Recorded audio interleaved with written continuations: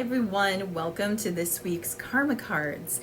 So energy-wise, we just had the new moon in Cancer. That happened on Monday, July 17th, and with it we had a shift in the lunar nodes. So now we're in an 18-month cycle where the North Node is in Aries and the South Node is in Libra. And so this is a shift in sort of emotional priorities for us on a collective level. And what we're going to start feeling is a shift towards sovereignty, a shift towards following our own will, and boldly moving forward, and a cleanup or a decrease in the energies that represent Libra, like themes like harmony, compromise, working together. And it's not to say that we won't be doing that, it's just that it's not overly emphasized at this time. Right now it's about following your path and what feels like the most aligned actions for you personally to take.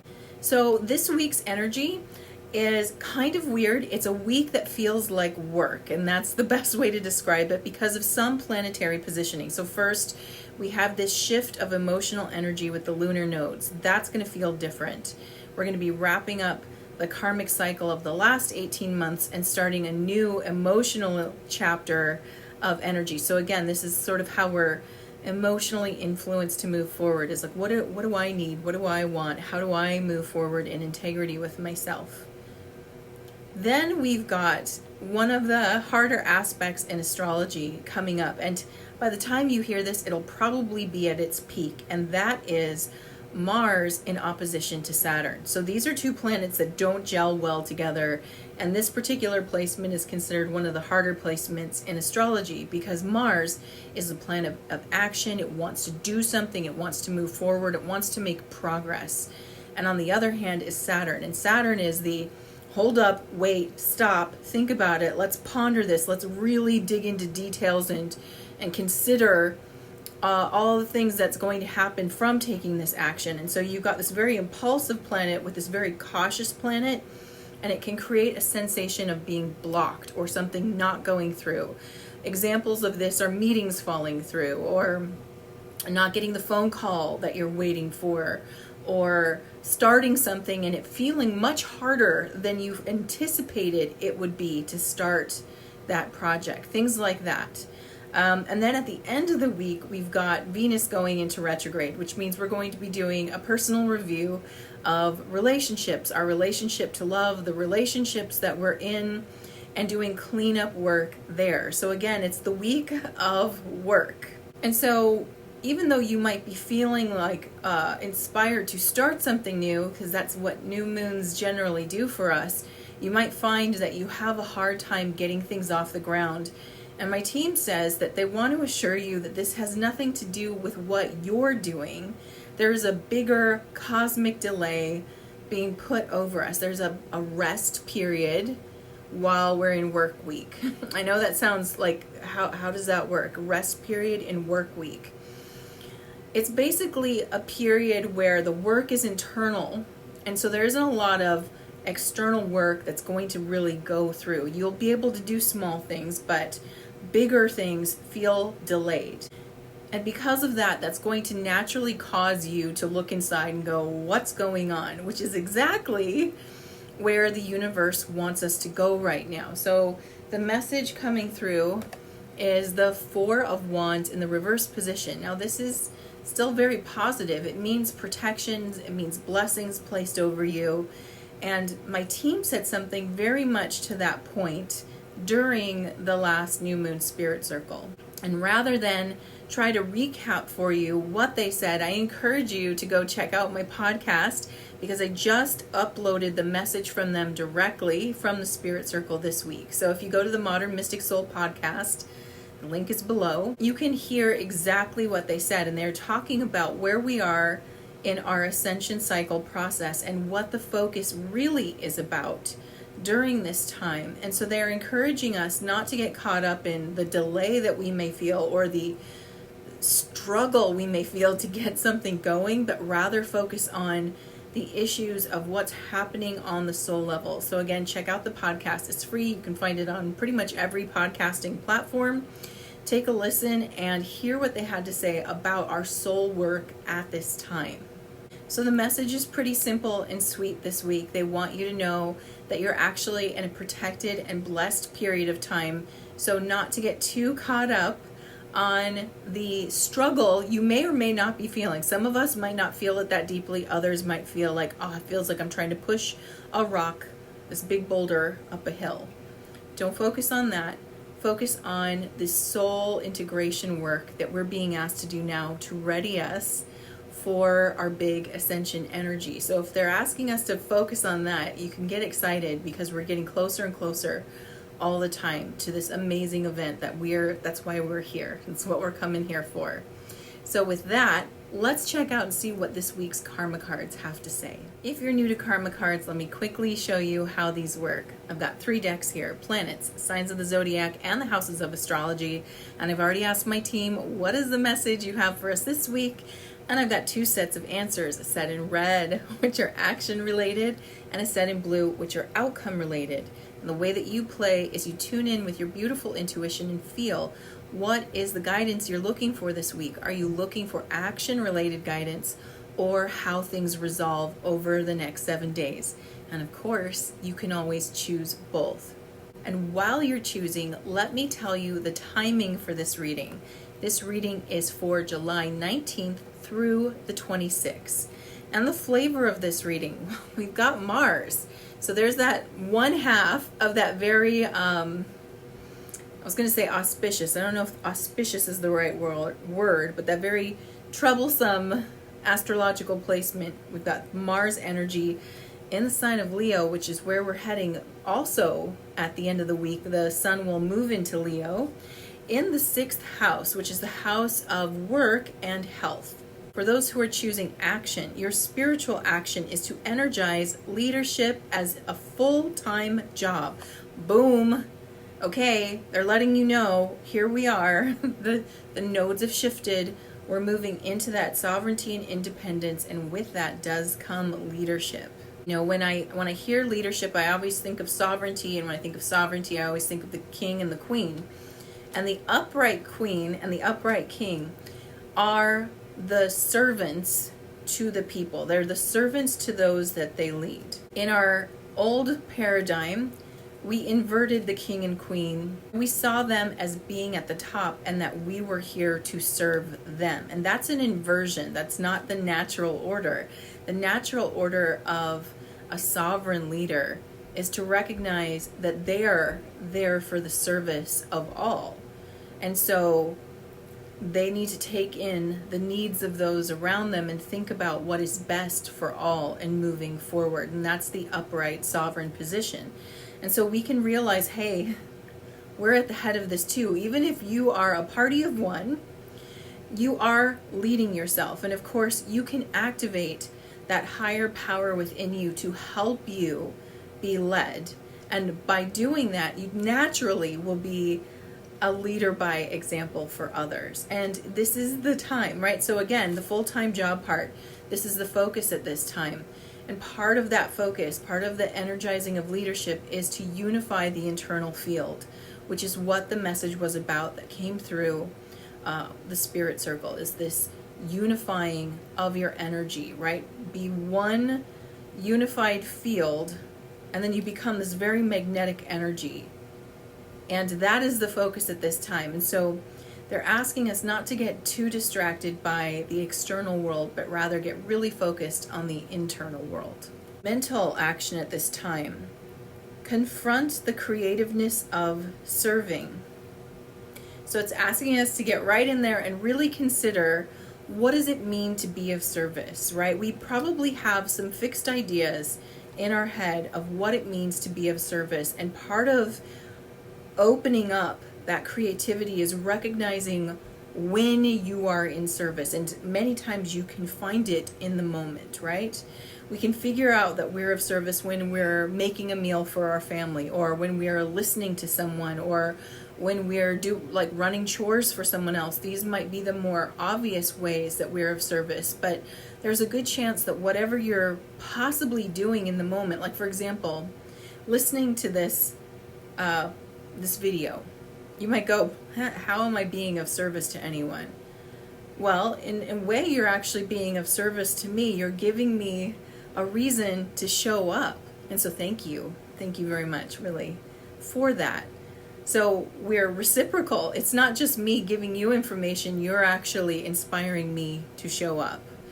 So that's one way you're being of service. But also, if the message resonates for you and it causes you to become more expansive or step into your sovereignty or leadership, then those actions will be of service to those around you, right? So it's easy to sort of miss where we could be of service to people or have a very limited view. It's asking us to open it up and expand and say, how in this moment am I being of service to another? And if you can't figure out what you're doing is it of service, then it will challenge you to go, how could I be of service in this moment? What could I do? Here's a great example. You're walking down the street, you're getting some energy. Now, if I was trying to go, okay, how am I being of service to others? I'm like, well, I'm focusing on my health. And if I focus on my health, then I'm making myself stronger. That means that I'm going to be a healthy mom who's going to set a healthy example, but also just have the energy to be a mom. So there's one way, but let's say I couldn't connect it to that. And I'm walking down the street and I'm like, well, this is really for me. I could then start doing one of the things I like to do on a walk, and I start blessing people. I like to bless cars as they walk by. I don't have to say anything. I just think, may you be safe, may you be well as I pass by. And I'm taking time to extend good energy to other people. And there I am doing something that seems like it's for myself, and then I've turned it into an act of service. And so that's just one example where perhaps focusing in on that and trying to get creative with how you can be of service, you can turn anything into an act of service, and your creativity can help you figure out how. Physical action at this time: force yourself to do what you want to and do it a little bit at a time. This one's interesting, right? Because here we are talking about service to others, and now we've got force yourself to do what you want to. And they're not necessarily mutually exclusive from each other. What I'm getting from this is that this is also a period of getting clearer about what you want from your heart. What does your heart want you to pursue, right? And usually when we allow ourselves to go in there, if we let ourselves open up our heart and find out what we want, many times we get excited by it, we get that expansive feeling, but also there's fear behind it. It's like, how would I get that, do that, be that? And that fear just lets you know that you're open. You're open to something. That means when we're open, we can feel vulnerable, we can feel exposed, but it's also a very powerful place to be. So it's inviting you to get open. Open up. Connect with your heart. What is it you want to do? What are you not letting yourself do? Where does your heart tell you want to go? Yes, you might feel open or vulnerable or exposed, but rather than focusing in on that energy that can feel intense and scary and make you naturally want to close back up, focus on how can I move in this direction, even just a little bit at a time. And again, getting creative about it. So for example, let's say I wanted to go back to school. And I go into my heart, it's like, oh, I want to go back to school. And my heart opens up and I'm like, what? No, you can't. You're this age and you've got other responsibilities. And where would you go? And how are you going to make that affordable, with the rest of your living arrangement? There's all these things that would come up from me thinking that. And rather than going, you're right, that's dumb, I shouldn't do that, why would I think that, and closing back down, instead, I could open up to the possibility a little at a time. For example, I could go, okay, let's pretend all of that stuff is taken care of for a moment. Where would I like to go? Let me just play. Let me imagine it. Let me go look around. Oh, this school looks good. Or, oh, this one has an online course, right? Something like that, where I'm just I'm just letting myself go into that space. I'm not committing to anything. I'm not charging all the way forward. I am expanding. Maybe I find, what? It's not the school experience I want. It's the skills. Oh, okay. Now I'm honing in, right? Because I let myself go there.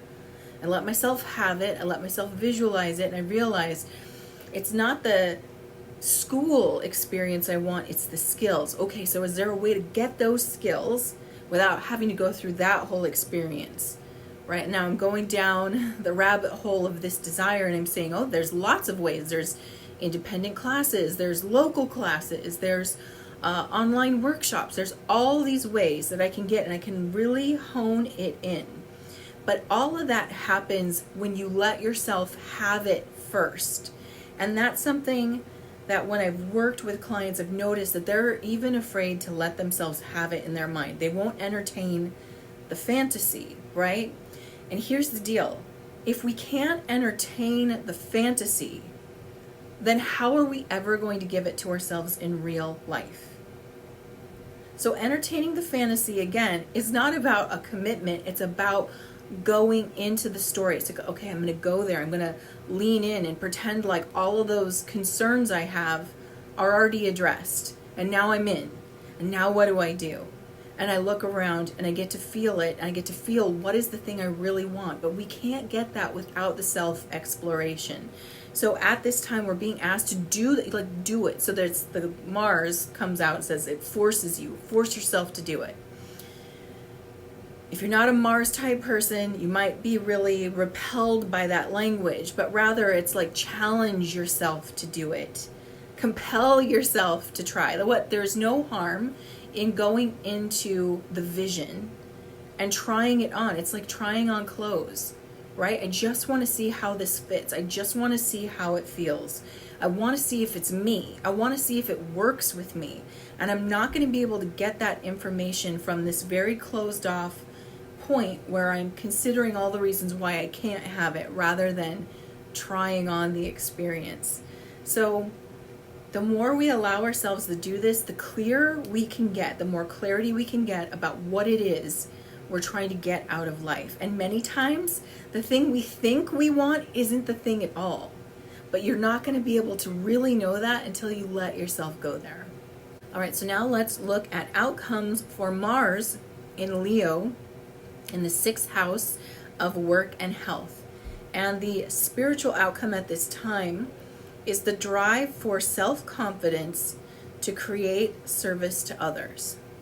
So kind of piggybacking off the last statement, it's like the more you allow yourself to have your desire and to experience it even on the internal level, the more you're going to understand who you are. And the one who understands who they are naturally taps into that self-confidence. You naturally ground. You naturally feel like you know yourself, and you don't have to keep searching. That searching feeling keeps us feeling insecure and vulnerable. It's the getting to know ourselves that grounds us and helps us find that self-confidence. And it makes it easier for us to be in service to others because we're not constantly trying to find out who we are from other people. We become less transactional with them because we know who we are. We know what we want. And now, when we know that, we know what we're really good at when it comes to service. We know how we can help. So this is the energy we're going to tap into, and we're going to really start feeling it.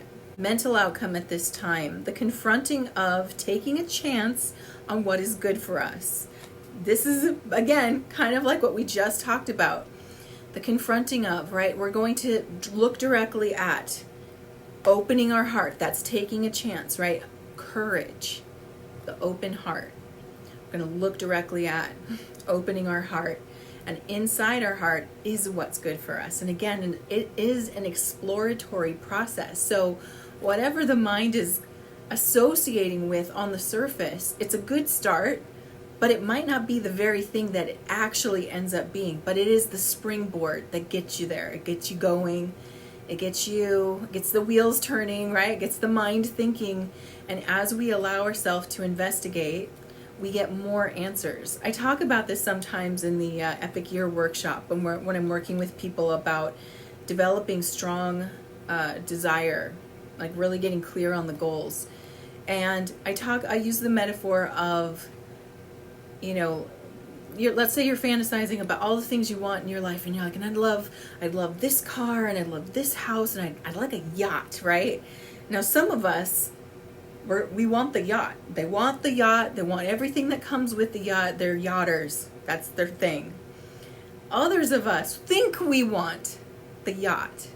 But if you actually let yourself go into the fantasy and take it all the way through, you might find that what you really want is a vacation on a yacht and not the yacht itself. Because when you let yourself deeply go into the fantasy of something like that, it doesn't matter what it is, but you get the details. So when I went into the fantasy of the yacht, I was like, ooh, that's fun, out on the water and the sun and being on this beautiful vessel. But then I started thinking about, okay, but then you have to dock it, and there's dock fees, and there's maintenance fees, and there's many times wait lists, and then there's crew that you have to hire and insurance that you have to buy, and then where do you dock it when you go somewhere else? Are there more dock fees? Probably. There's a lot of stuff, and then the regular cleaning, the regular maintenance, all of that stuff that goes into it. And I noticed that when I played that game, I was like, you know what? I have no desire to own a boat. What I'd like is to go out on a boat ride, maybe rent a boat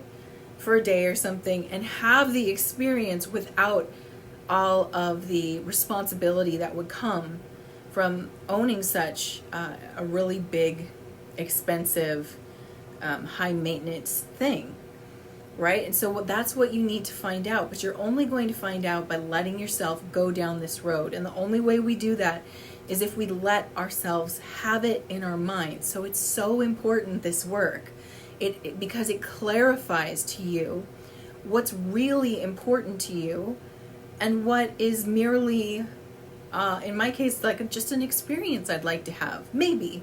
And I could probably live without it too, honestly. But you see the difference? It's like, on the surface, it sounds lovely, but the reality of it is you can actually touch reality through your fantasy.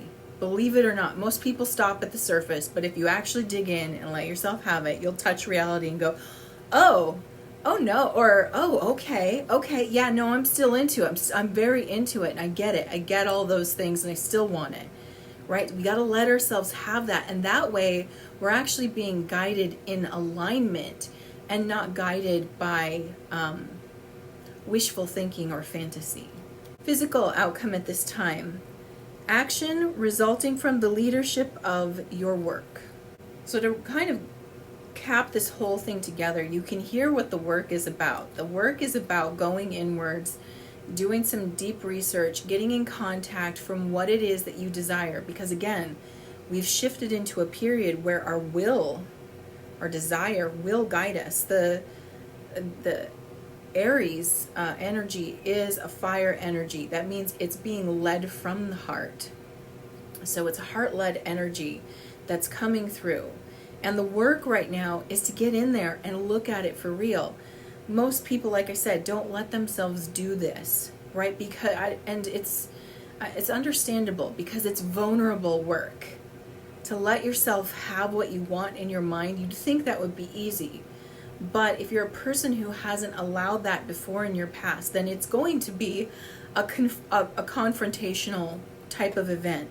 But from that comes the clear action steps of how I want to move forward. So going back to my school example, if I got really clear on that, if I walked myself through it and imagined every scenario, I took away the obstacles that keep me from going into it, and I'm like, nope, I figured those out. I don't have to know how now. I'm just in it now. Now what do I want? Do I like this? Do I like the way this feels? And I'm going to get yes, no, no, no, yes, no, maybe this. I'm going to get that clarity. At the end of it, I'll know what I want, and then action is very easy to take. So I hope this message finds you well. I hope it inspires you.